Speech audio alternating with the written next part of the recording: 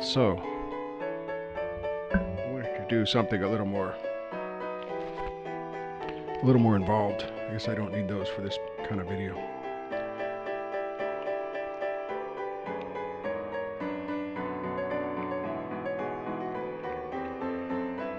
So I can mix these vocals in, have them in the center instead of on one side.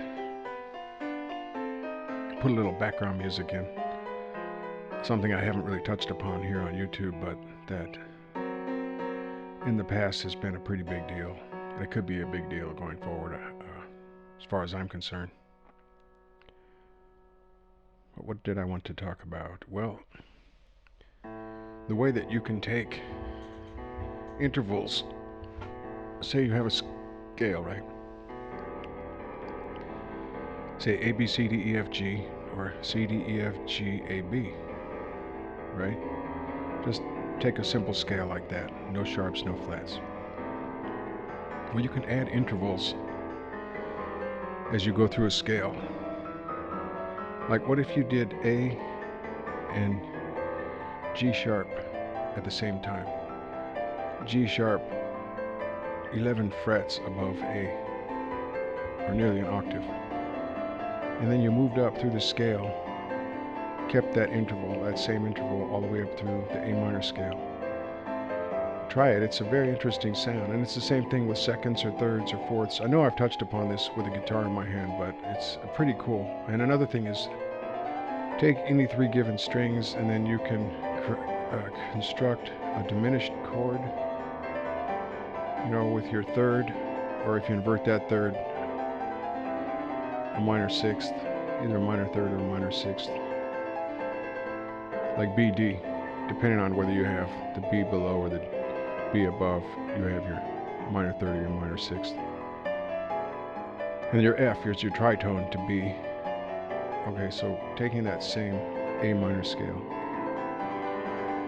what if you construct a diminished triad across three different strings on the guitar, or a bass or whatever, and then you move up through the scale on one of those strings?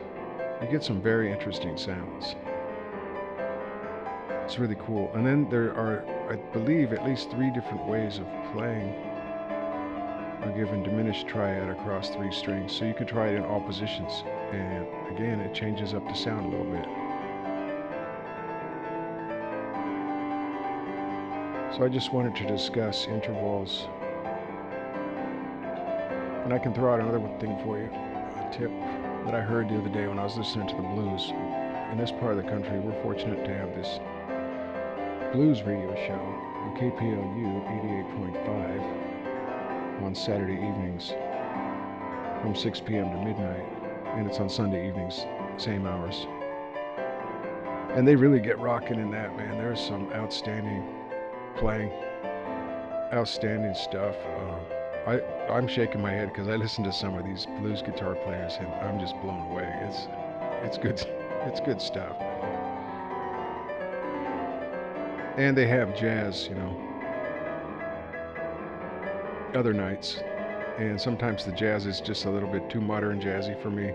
I don't know where you draw the line. It probably is the mood of my mood that day affects where this line is drawn, but there's some kind of line in jazz where sometimes it's a little bit older and more gritty and more real and harder. I don't know. It's got that something that grabs you. And then there's this other stuff that's real slick and smooth, and it's just, yeah, it's just meh. I don't know where that line is drawn, as I said, and it probably changes from day to day, hour to hour, minute to minute. But the blues show on that station, KPLU 88.5, it's on the internet, dude. The live stream. I'm on the Pacific Coast. It's in Puget Sound area, KPLU being Pacific Lutheran University radio station, which just got bought out, by the way, but that's an aside. It could affect the commercial structure of the broadcasts going forward. I hope that wasn't too loud when I touched the mic there. But for the time being, it's relatively commercial free. relatively discussion-free, is just flowing with blues for 6 hours, and I can listen to it when I'm on the road delivering pizza. So what was my whole point? Oh, well, that guy, the announcer, had a tip, which I thought was really cool. And I hadn't thought about this at least for some time. He was playing for Gatemouth Brown, playing bass for Clarence Gatemouth Brown, I guess the guy's name is. And it was back in the 80s. And Gatemouth went around to every musician in the band and told them how they could play his material better. And the one thing he told this bass player was, you know, if you have a C note, for instance, on the A string, I don't want you to do that. I want you to play on the E string as much as possible to get a heavier sound. And I was thinking immediately, translating that to guitar upon hearing this, and thinking of places where I could get heavier by going to my E string instead of my A string for certain notes. And then ways of doubling the same note across two or three, tripling the same note across 3 strings for an ultra heavy sound, you know. So that's just a little something I thought I would throw out there.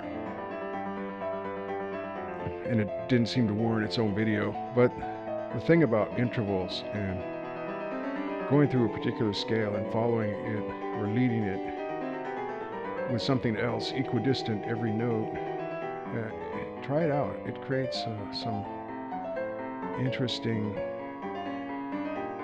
sounds. I'm going to have to get a whiteboard one of these days and diagram some of this on a fretboard diagram. Okay, that's all I've got for now.